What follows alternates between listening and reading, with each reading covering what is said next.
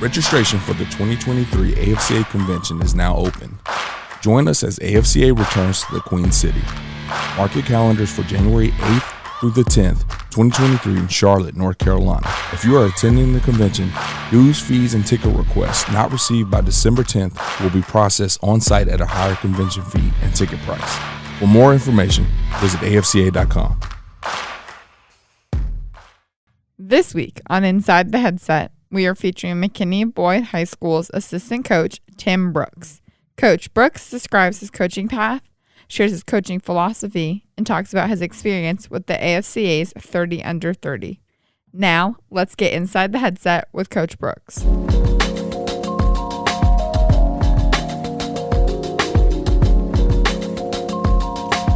Coach Brooks, what's going on, man? How are you? Good. How's it going, Mario? Doing all right? I'm doing fantastic, man. I appreciate you taking a little time to hop on with us, man. Definitely a pleasure to be talking to you here. I know we've ran into each other over the years and almost crossed paths at a stop about a decade ago, but definitely got to know you over the years. And super excited to kind of see your career and what you've done over the years. Now you're currently serving on the staff at McKinney Boyd High School over in Texas, right outside the Dallas-Fort Worth area. Tell us a little bit about your role and responsibilities of what you do there. Okay, yeah. So this is right here at McKinney Boyd. We're about 30 minutes north of Dallas, out in the suburbs here. But it's football is important here, so that's one draw to the area for sure. I'm currently the inside linebackers coach. I coach outside linebackers the last 2 years. We were on an odd front defense, 3-4. So kind of getting a feel at both spots here. Coached outside for 2 years. 1 year as kind of an assistant, and the next year I was the head outside backers coach. And then kind of staffing changed over this year. Our head coach retired, Joe McBride. Now we have Daniel Foster as our head coach, who was the offensive coordinator. So a lot of continuation. And then he said, I definitely want you to stay here. And, I don't know what you coach yet. And kind of bounced back and forth each day. It kind of seemed like it shifted. I was outside one day, inside the next, and then spring ball started. I was literally like, hey, where do I go when practice starts tomorrow? So then it's been good learning for me. And I think we got a good thing going on here. So no doubt, man. Well, you said something that, I think sometimes it's hard for people to truly understand is you say football is important here. And, not making Texas to be more than what everybody already expects, but it truly is. Some of the even opportunities just to be a coach in the state of Texas. You get paid quite a bit. If you're a head coach, you don't actually teach any classes. And I've recruited across different states as you have, and sometimes talking to the head ball coach, he's got to walk outside of the classroom because he's teaching a subject. It's a lot of times you're the athletic director, you're athletic coordinator. There's a ton of things that kind of go into being a coach in Texas. Yeah, absolutely. It's unique. I went to a really small high school in Nevada, so I loved it. My dad was a football coach. My grandpa was a football coach. So I'd been exposed to it, but yeah, it's just a little bit different. My he's actually currently the head coach at the high school we went to, but it's kind of a different world. I never experienced any of this in high school. Good for better or worse. I loved my high school experience and all that, but it's wild. I still remember when my friends and my college roommates, they were from kind of this area. They brought me down. They showed me their stadium, and I was like, "What? Are you serious?" Right. And they're like, "Oh yeah, there's another one too in our district that's just like me and my friend. We're from I'm from the West Coast. I'm from Nevada. He's from California. We were like, "Are you? Like, you're joking?" And they're like, "No." We played high school games. They were like, "Oh, okay, whatever, man." Took us through the indoor, and we're like, "What in the world is going on?" Right. So, and it's important everywhere. Obviously, it's just as they say here, it's just a little bit different. So. Yeah, a lot of money. I'm happy you point out facilities because that is something. And you had to stop at Texas A&M Commerce, you had to stop at University of St. Mary, and that was always one of the things when I was at some of the smaller universities I was at was, you go and recruit Texas, and oftentimes you go into a high school and say, yeah, come on over here. Your facilities are much better here at high school than what we have at these places. Oh, yeah. So you have to downgrade just a little bit. But yeah, that was always an interesting perspective. Now, you may mention, you play ball in Nevada. Went to high school in Nevada. You're 2A state champion. State player of the year. All that good stuff. Now, offensive guy. All right, and I thought this was super interesting. When we almost crossed paths about a decade ago, and basically you took my role. I left Texas A&M Commerce, and you came in and was the receiver coach there. Yeah, a couple months later, right? And as you took over that role, you spent a season there. My former coach I played for, Guy Morris, was the head coach there. He was let go, and Corby Carthel comes in, who eventually goes on to win national championship there at Commerce. He comes in and basically has a room full of offensive guys that he kind of brought with him and has hired on, and you end up on the defensive side of the ball, and you have not looked back. What was that transition like? Man, it was crazy. I remember being a little kid and just drawing up, like offensive plays. Like I said, my dad was a coach and so forth. You're drawing up plays like on road trips. Nowadays they probably play whatever, game cues or whatever, not game cues, a little switch on their phone. I remember drawing up plays and just thinking, man, we're gonna light it up someday. I'm gonna score 50 a game and I'm gonna be that guy. You know, it's gonna be so much fun and whatever. But Colby came in and we just kind of had whether they were student assistants or full-time guys or GAs or whatever. Somehow we had a bunch of guys on offense and a few on defense. I remember I went home for a camp, working camps, just trying to survive, and I came back and he's like, "Hey, man, we're gonna move you over to defense, just so you'll know more. We think you can do it. You'll do the breakdowns and blah blah blah, whatever GAs do. All right, sounds good." And he's like, "You'll know more offense whenever you go back." I'm like, "That sounds great." And then day one of defense, I was hooked. For whatever reason, I was like, "Dang, this is what I want to do. I'm having a lot more fun over here. I don't know if it fit my mentality better or whatever." And we had some really good coaches there on defense. Yep. A couple of them have gone from Commerce to they're in the NFL now. And Justin Deason was defense coordinator. He's freaking stud. He was at Incarnate Word and did really well there. And I was floored. Like, man, how are these guys so good? Some of them are my age. Their first full-time job or whatever. And I was like, holy crap, these guys are awesome. They know their stuff, but a little intimidating because they were boom on point and they knew their crap. But I knew I was learning quickly, and that's really what I wanted to do in that role. So. Yeah. And so you go in, you do a year there, and like you said, you're surrounded by some fantastic coaches on that staff. I remember a lot of those guys, and you finish that year, and then you become a DC. Just about a little bit over a year removed, been this offensive, want to be a offensive savant to all of a sudden have been a defensive coordinator at the University of St. Mary. Right after being a GA. How did that opportunity present itself? How did you kind of be able to put yourself in that hat? Well, I played there, so I played junior college out in Northern California. I ended up finishing my career at St. Mary, right, Leavenworth, Kansas, right outside of KC, and played there. I had an extra year of school to finish up. I was a math major, whatever, and then so I was like, look, I don't have anything to do. My roommates are still on the team, so I kind of started helping out in the student assistant role there. Ended up graduating, kind of out of the game for a year. Then I went to Commerce, as we talked about, but kind of connected with the offensive coordinator at the time. And then things changed over there. He became the head coach. And like, I remember texting him like, well, hey, things change over. I'm like, hey, why don't you tell me about this? And he's like, just hold on. And, the next day he calls me. He's like, hey, would you be interested in being the DC here? And I'm like, I've coached defense for 6 months. I don't even know what's going on, but it's a good opportunity for me. Kind of got through the interview process, got out there, and you definitely get back. I don't know if you're ever ready. I've heard people say that for your first coordinator job. Mm-hmm. It's more baptism by fire, if you will. Cause, first the bullets are flying and you do some good things, and then, oh crap, we forgot to cover that. So it's definitely a drinking from water hose or whatever analogy you want to use. But that's kind of how it came from. I was fortunate. We had some good kind of kids when I got there. I think one of the kids, he happened to be from Nevada, so of all places, we meet up in Kansas. We're real close to this day, but he ended up being All-American that year. I'm like, I don't know how I walked into this situation. Not that it was the greatest all the way around, but we had some good kids, some good leaders that really helped me transition to that role.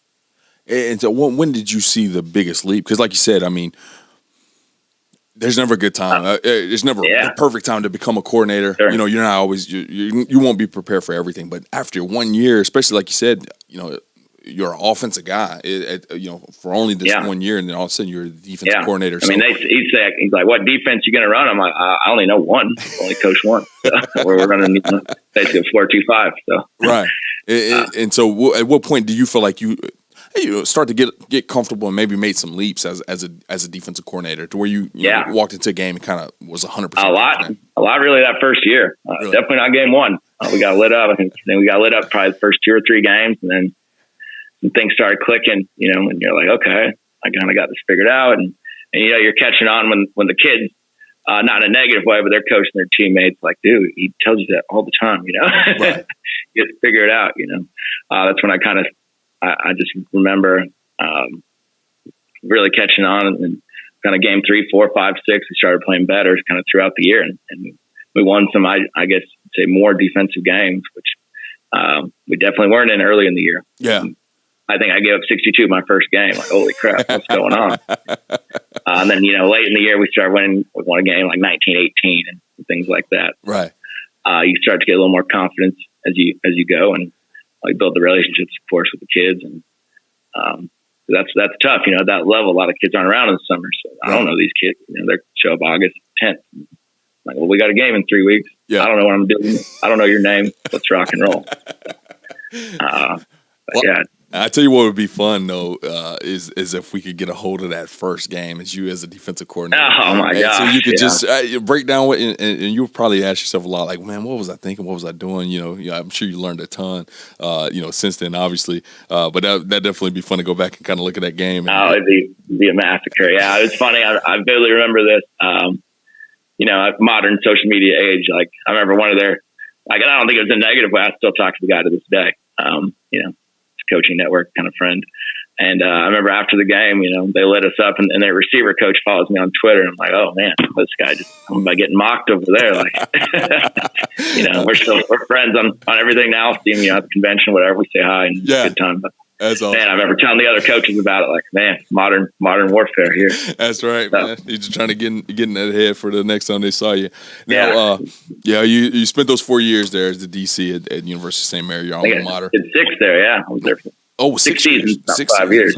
Oh my goodness, man. Well, 14 through the 19 season. 14 through 19 season. Okay, so you spent you know extended period there at your alma mater, and then you know, a lot of times on the podcast, we see high school guys transition to the collegiate level, and you know, you transition to the high school level, you know, and came from Kansas down to Texas. What kind of prompted that move to, you know, come this way, get out of the collegiate level? Sure. I kind of a myriad, or I don't know if that's the right word. I don't know if that is a word, but it's a kind of a combination thing. I mean, it didn't go well our last year. There's no secrets about that. So.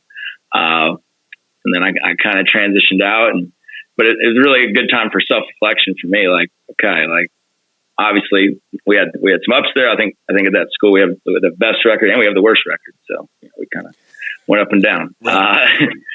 And you kind of have some time off. I actually worked at a golf course for like 4 or 5 months, which was great for me. I mean, obviously, like, I do like to play, but I'm just out there cutting grass. And you got a lot of time to think about, you know, why you run this game and how you organize practice and all that stuff, and kind of what your next step is. And obviously, you're applying for jobs and doing those things, just trying to stay afloat. But I heard from some colleges. I was interested in doing that. That was kind of my first, like, I still want to do this, like, type of deal.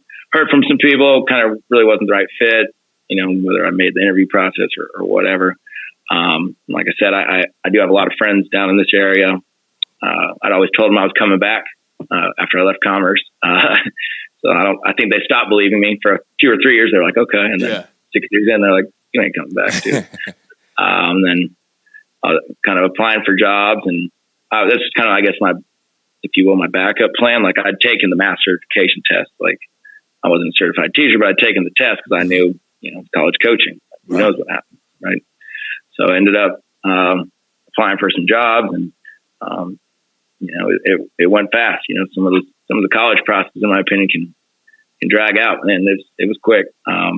One day I talked to Joe McBride on the phone, and that night he's like, "You want to interview tomorrow?" The next day he's like, "Do you want to come here?" And I'm like, yeah, let's just go. like that. Like, and if you know Joe, that's one of my funny stories. He's a just retired, great, phenomenal human being, phenomenal coach. But he's literally like, look, if you want to come here, I'm not calling your references if you don't. So I'm like, yes, sir, I'll be there. If you pass reference, we're good. So that's awesome. The coaches here kind of get a kick out of that. But yeah, I was kind of like, well, I think in my reflection, I really wanted to learn more about, developing a culture and things like that. And I think high school coaches a lot of times are really good at that. No doubt. There's definitely some things high school coaches are great at, and that's one of them. So I knew, Coach McBride was well respected in that regard, and that was one reason that drew me here. And then kind of the social and personal aspects. I wanted to make a little bit better wage, I guess you'd say, so that helped. No doubt, man. So when you talk about the some of the differences of collegiate and high school, and some of the stuff that we know high school coaches do a tremendous job. I mean, they can't recruit. Sure. So bottom line is, I think schematically high school coaches are second to none. Just the reality of it is, this year, our junior running back is one of the best in the state. You know what? We can't be 5 wide anymore, and those guys are always making those tweaks and adjustments. And they do a tremendous job of that. Yeah. So sometimes one thing I've really learned is you can't recruit, but you better find, if you don't have a Mike Backer, you better go find one. He's Absolutely. Somewhere on this roster. Yeah. So you'll try kids out, and maybe you never thought he could be a Mike Backer, and then you put him in. You're like, okay, it's day one. He doesn't know what's going on yet, but he showed something. You're waiting for that flash, and you're like, okay, we might want to keep him there for a little bit. It's interesting for sure, because in college, you're okay. I need a Mike Backer. I'm on the phone, right? Or developing that kid in my program or whatever. You kind of see it more down the pipeline when we've had kids here that were, the district player of the year at inside backer, and the next year they're playing outside linebacker. Yeah. Just because it fits better with that team. Right. It's pretty impressive, to be in it and see kind of how these guys do it, Yeah, no doubt. I mean, it's a great ability to really, really, really try stuff, experiment, have trial and error. I'd never forget. I never thought I'd talk about this story ever again, but been a senior in high school. I went to Keller, which is not too far from you guys, a little bit north of Fort Worth, and Colleyville Heritage was in our district, and they had a defensive tackle that was 175 pounds, and this is a 5A school at the time, which would be a 6A now. I'm assuming they're 6A right now, and so they definitely had some guys on the sideline that could be that defensive line. This dude was amazing. And I'm like, what experiment? Whenever I think about it, I'm like, what experiment said, let me put this 175-pound dude here at D tackle? I mean, he wreaked havoc on everybody. And, just some of the stuff like the creativity, the willingness to do that, I always thought was relatively cool from the high school level. Now, I would just bounce back real quick to your time at St. Mary. You kind of made the joke, and this reality of having the best record and the worst record. Obviously, there was some growth and some back and forth all throughout your time there, but you definitely set numerous records from a defensive standpoint. At St. Mary. Just briefly, just talk about your defensive philosophy. Your coaching style, and how you adapted it over those 5-6 years you were there. Yeah. It's funny because I feel like I'm kind of getting back to some of this now. I was young, and I didn't really know much, to be quite honest. So I was obviously number one is the defense. You got to stop the run. That's what we've always been about, and run to the football. And those are basic, generic defensive terms, right? But it's been interesting because I've kind of gone from 4-2-5 because that's the only thing I knew. Like I said, we started running. Or attempting to run some of that Northwest Missouri kind of 4-3. They were close to us. Obviously, they have a phenomenal program. And then here we run an odd front, so it's been kind of an evolution there. But it's been big. I feel like early in my career, and like I said, I feel like I'm kind of getting back to this. Maybe a couple of years where I was just a step back trying to learn or reflect or whatever.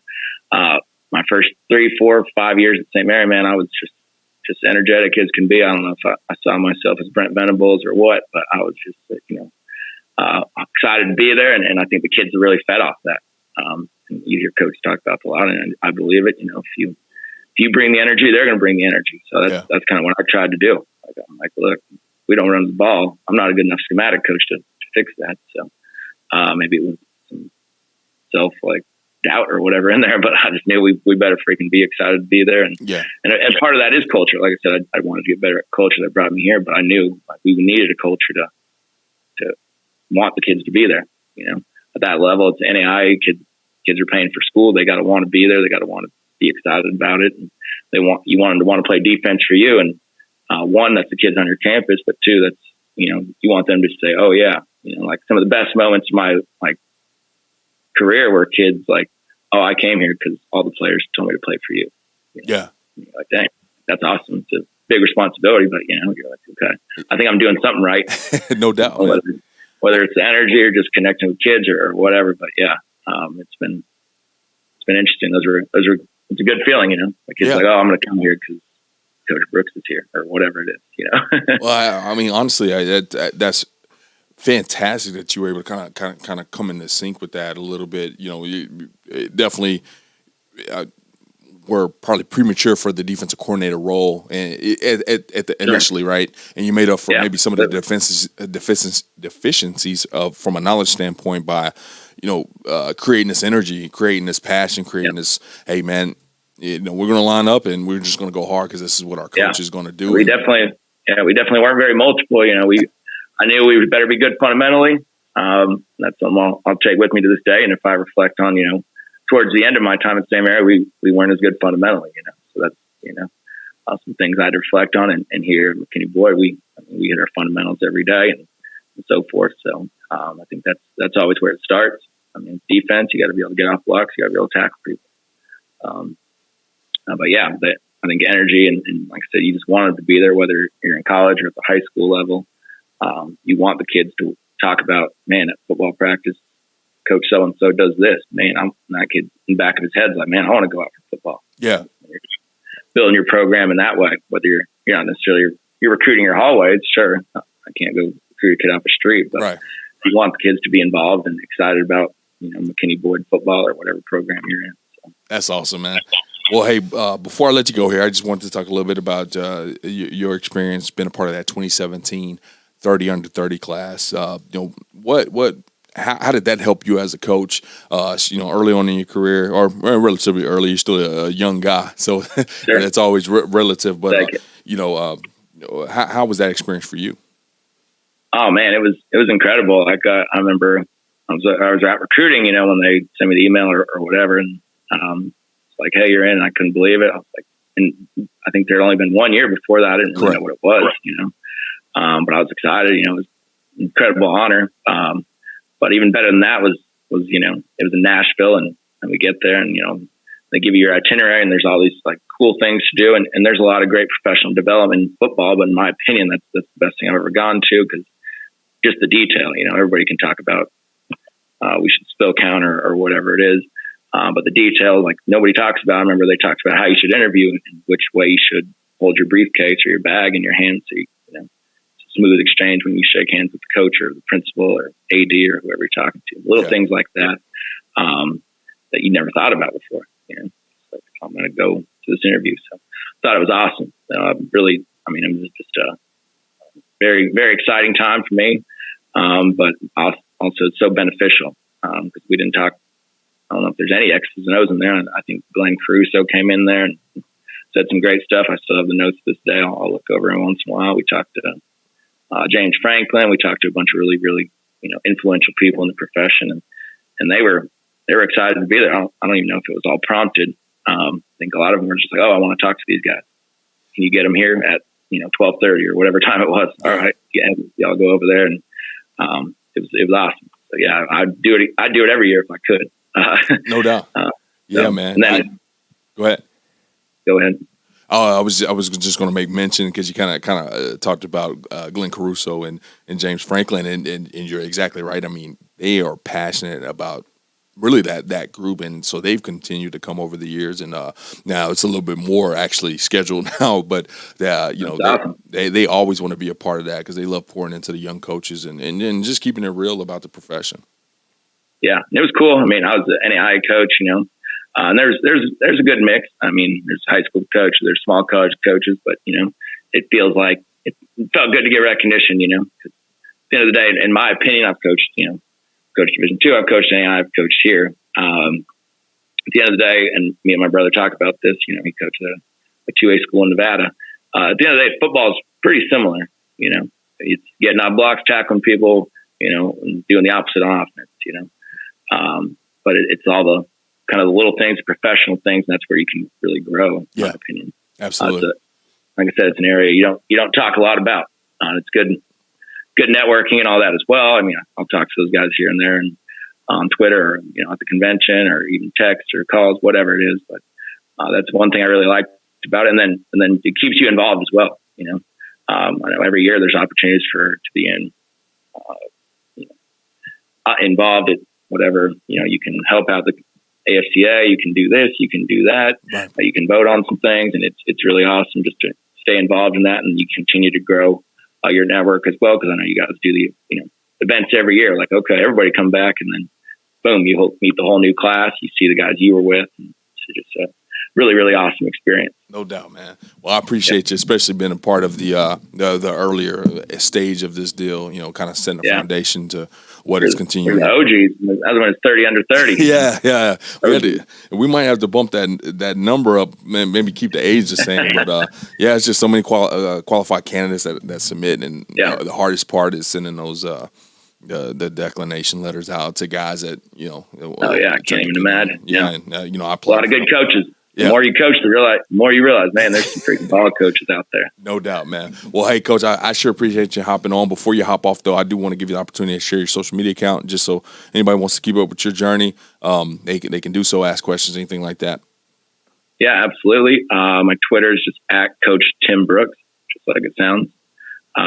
You can follow me there and connect. And if you have any questions or you just want to follow me, that'd be great. We'll promote some McKinney Boyd football on there and kind of follow each other's path. So no doubt, man. Well, we'll make sure to link that in show notes to make it easy for everybody.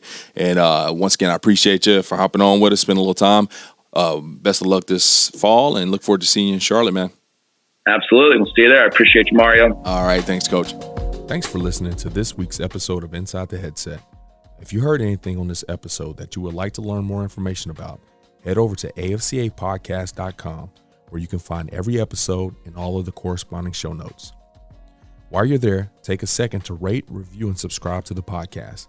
If you have any questions, comments, or suggestions for the show, please let us know by sending an email to podcast@afca.com.